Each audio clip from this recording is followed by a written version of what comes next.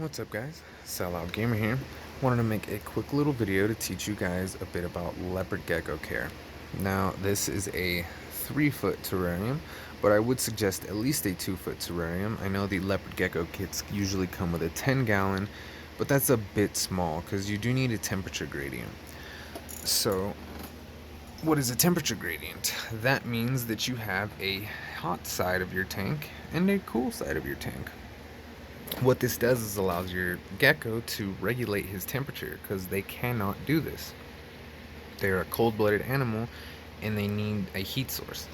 I have a 25-watt moonlight bulb here, as well as a small 10-gallon heat mat down there, which is connected to a thermostat. This is very important because these things can overheat very easily. And I tested it. This thing went up to about 120, 130, and that would definitely burn your gecko. Substrates for the aquarium, you will need a solid substrate. At least I would suggest one. Any kind of particulate substrate would be very dangerous for your gecko, like sand, eco earth, things like that are just really bad because they can impact your gecko, and there's some very horrifying images of some dead impacted geckos. You can do some research yourself on that, but it's just something that's not necessary to put your gecko through. Tiles are very cheap and you can get them cut for free at Lowe's. Don't go to Home Depot, as at least my Home Depot did not cut tiles anymore.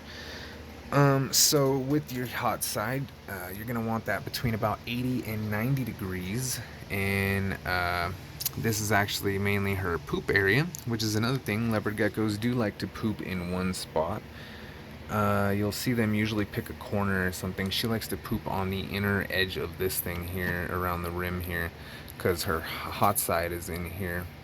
And she still likes to, go in there and get some heat. She does mainly use the heat lamp, though, and that's, a good thing. It stays pretty warm. You guys can always check your temp with one of these little guys. I picked this up on Amazon. It's a ZoomEd temperature gauge. You just point it down there and it'll tell you it's at 88. Like I said, you want it to be between 80 and 90, so that's perfect. Hey, there she is right there. She is in her cool side, which is my next thing I talk about. So you want to make sure they have a hot hide and a cool hide. This is actually a miniature version of her moist hide because she absolutely loves her moist hide. So I would definitely recommend these things. These are the Zilla rock layers. I originally bought this one here, which I believe is an Exoterra one, but she just never used it. She would always be in her moist hide, and that can be very dangerous because they can get respiratory issues from breathing in all that humid air. So what you want to do is have a moist hide, and speaking of that, as you can see in here, I have some terrarium moss inside of a moist hide. I'm sorry, I'm trying to fix this thing. You want to have terrarium moss, and you want to keep that very moist. Not super moist, but moist enough that they can get wet on it. You can see here, this is easily picked up at any Petco or PetSmart. Another few things I would suggest is a squirt bottle in order to moisten your terrarium moss, which you can also pick up at Petco, PetSmart. Reptisafe, which is going to keep your water dechlorinated and safe for your gecko.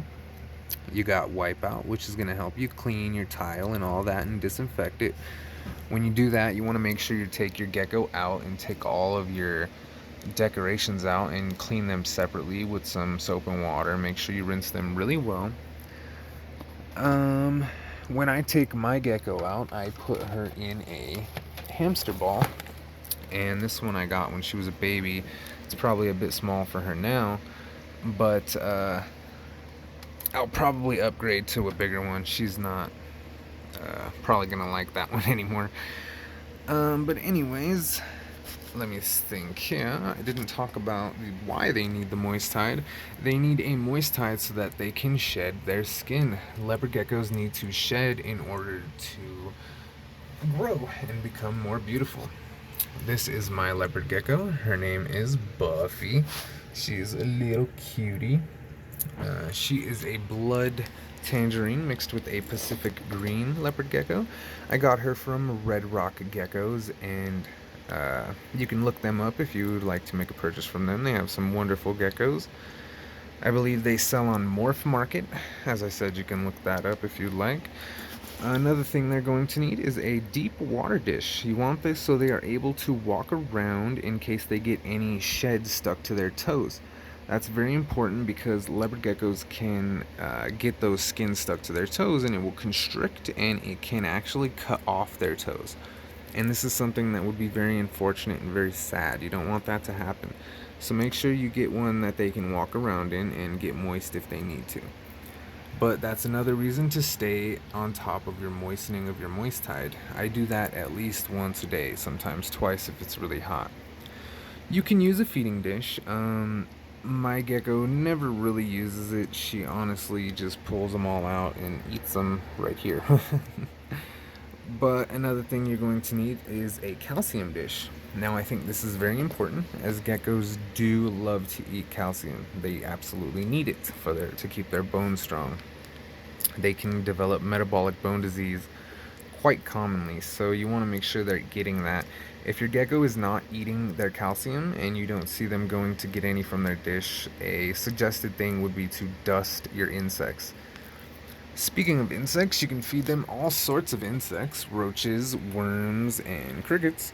You can feed them superworms, silkworms, hornworms, and I feed mine superworms here, as you can see. Superworms are a very nutritious insect, and you can do, as I said, lots of different things. I don't really do crickets or roaches as they kind of gross me out, but I will feed hornworms and silkworms on occasion. As you can see, she's kind of on the prowl here. She's a little scared because I'm filming her and making her a star. You're going to be an internet star, Buffy. Where are you going? Okay. But anyway, back to the lighting. I have a UVB bulb on here.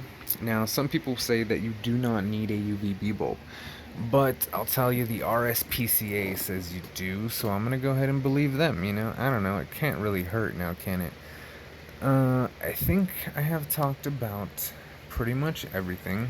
If you get a baby gecko, I would suggest you don't put them in such a large terrarium, at least not right away, as they do tend to stray away from their hides, and they need that in order to digest their food. And when they're young, you're going to want to make sure they're eating and eating more than what an adult would.